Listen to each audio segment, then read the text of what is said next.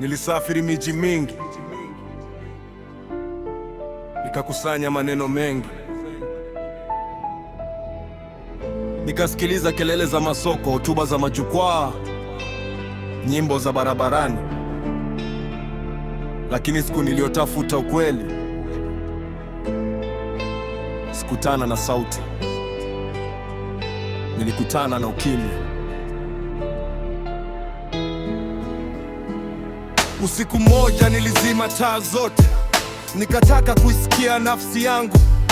Mwanzoni nilisikia hofu, kisha majuto, kisha kumbukumbu. Mwishowe nikamsikia yule mtoto niliyemwacha zamani. Akaniuliza, mbona umekuwa mgeni kwako mwenyewe? Nikakosa jibu, kwa sababu nilikuwa nimejifunza kusikiliza watu, lakini si moyo wangu. Sauti ya ukimya imeongea zaidi kuliko kelele. Sauti ya ukimya imesema yale ambayo watu wameficha. Sauti ya ukimya Haisikiki kwa masikio, inasikika kwa moyo. Nilitembea kando kando ya bahari, mawimbi yalikuwa yanapiga miamba, lakini katikati ya kelele zake kulikuwa na ukimya. Nikaona miti ikikua bila kupiga kelele, nikaona jua likichomoza bila matangazo, nikaona mawe yakifunguka bila makofi. Ndipo nikagundua vitu muhimu zaidi duniani havihitaji kelele kuthibitisha uwepo wake.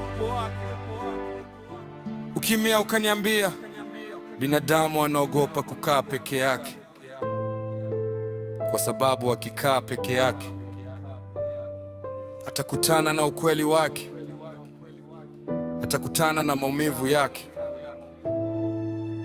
atakutana na maswali yake, na wengi wanakimbia hilo. Leo nimeacha kukimbia kila sauti. Sio kila anayepiga kelele ana ukweli, sio kila anayenyamaza hana kitu cha kusema, kwa sababu nimeona mito mirefu ikianza kwa chemchemi ndogo. Nimeona miti mikubwa ikianza kwa mbegu tulivu. Nimeona ndoto kubwa zikizaliwa kwenye ukimya wa mtu mmoja. Sauti ya ukimya Imeongea zaidi kuliko kelele. Sauti ya ukimya Imesema yale ambayo watu wameficha. Sauti ya ukimya Haisikiki kwa masikio, inasikika kwa moyo. Ukifika mahali pa kelele nyingi, usiogope kunyamaza, kwa sababu wakati mwingine jibu unalolitafuta lipo kwenye kelele, limejificha kwenye ukimya. Na wakati mwingine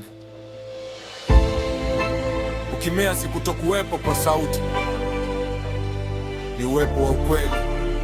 Kimya kirefu, moyo kidunda polepole.